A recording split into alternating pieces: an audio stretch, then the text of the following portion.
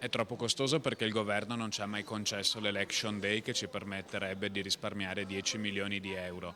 Adesso c'è un nuovo governo, ha la possibilità di dimostrare di non essere centralista e ha la possibilità di far risparmiare 10 milioni di euro ai veneti. Se vuole si può fare l'Election Day. La battaglia nei prossimi mesi riguarderà proprio la possibilità di fare il referendum per l'autonomia del Veneto insieme alle politiche. La soluzione permetterebbe di risparmiare in tutto 14 milioni di euro.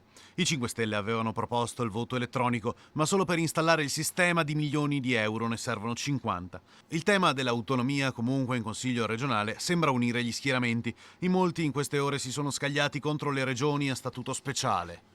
È uno scandalo incredibile, qualcosa che non ha più senso esistere oggi, soprattutto per noi schiacciati tra il Friuli e il Trentino Alto Adige.